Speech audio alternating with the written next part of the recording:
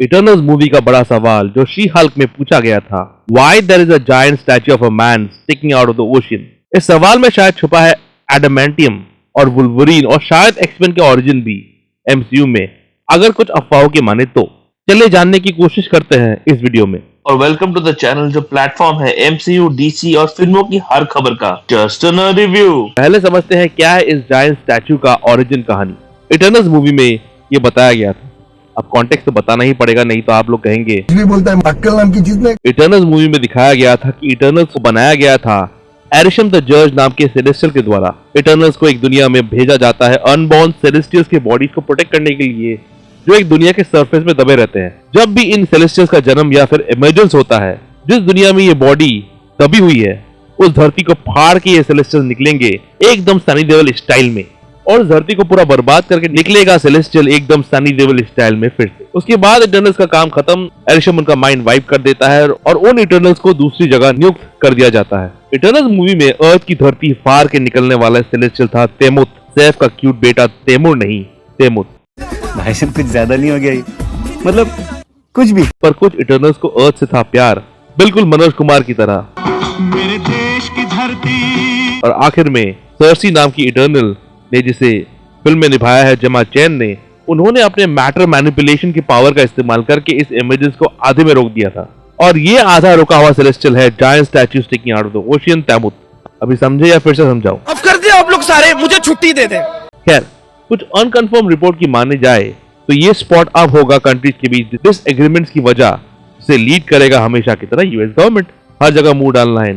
जो eternals movie के इस लाइन से हिंट किया जाता है, जहां न्यूज रिपोर्टर कह रही है कि यूएस गवर्नमेंट की नजरें है इस तेमुत आइलैंड पर। US and Australian naval ships are maintaining defensive positions, but at this point और ये दिखेगा Captain America new world order में, जो होगा एंथनी मैकी का पहला movie as Captain America Sam Wilson.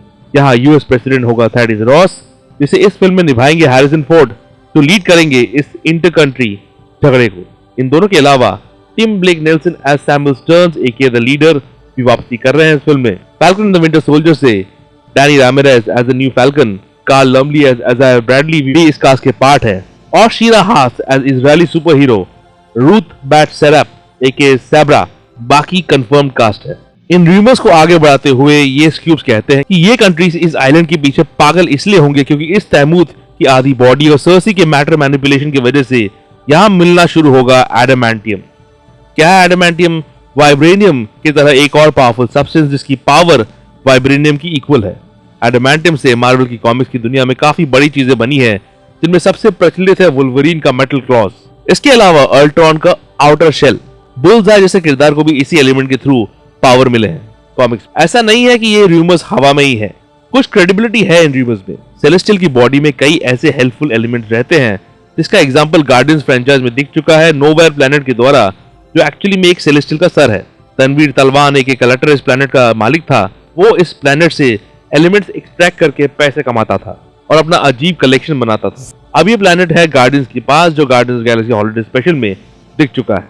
तो ये बहुत बड़ी पॉसिबिलिटी है कि इस आइलैंड में भी एडामेंटियम जैसे पावरफुल एलिमेंट हो, क्योंकि इसमें ना सिर्फ एक सेलेस्टियल की बॉडी है पर सर्सी की पावर सोर्स भी मिल चुका है, और H+O हो जाता है H2O नहीं शायद कुछ भी।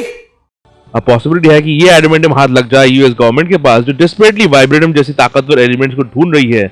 ब्लैक पैंथर वकांडा फॉरएवर में दिख चुका है। एक स्ट्रॉन्ग पॉसिबिलिटी है कि थंडरबॉल्ट मूवी जो फेज 5 को खत्म कर रही है, वहां थंडरबॉल्ट टीम का मिशन हो एडामेंटियम को लाना इस आइलैंड से, पर बाद में जाके यूएस गवर्नमेंट इस आइलैंड पर कब्जा कर ही लेगी, जैसे वो अक्सर करती है। हो सकता है इस आइलैंड पर कब्जा करने के बाद US government weapon X program को रिस्टार्ट करेगी, जहां एमसीयू की वुल्वरीन का ओरिजिन दिखाया जाएगा, शायद फेज 7 या 8 में। मुझे नहीं लगता ह्यू जैकमैन एमसीयू का वुल्वरीन है। उन्हें किसी और दुनिया का वुल्वरीन दिखाया जाएगा जो 1 या 2 फिल्मों के लिए आएगा। मुझे ये भी लगता है कि ओजी एक्समैन और वुल्वरीन जैसे किरदार प्रॉपर्ली फेज 7 में ही दिखेंगे, शायद post Avenger Secret Wars, as already MCU बहुत क्राउडेड है, जहां फैंटास्टिक फोर, ब्लेड का ओरिजिन भी दिखना बाकी है। कुछ और रूमर्स तो ये भी कह रहे हैं कि इस जगह को रीनेम किया जाएगा जेनोशा, जो कॉमिक्स में है एक्समैन का घर। तो ये एक जगह कनेक्ट कर सकती है एडामेंटियम, एक्समैन, वुल्वरीन के एमसीयू ओरिजिन को, और ये जगह और उस जगह से रिलेटेड प्लॉट दिख सकता है captain America new world order और थंडरबॉल्ट्स में, अगर इन रूमर्स को माने तो। सही कहते हैं फाइगी अंकल, सब कुछ कनेक्टेड है एमसीयू में। अब ये सब रूमर है, कुछ भी कंफर्म नहीं है। कंफर्म होते ही वीडियो बनाएगा आपका ये नर्ड, आई शपथ। आपका क्या ख्याल है स्टोरी आर्क के बारे में?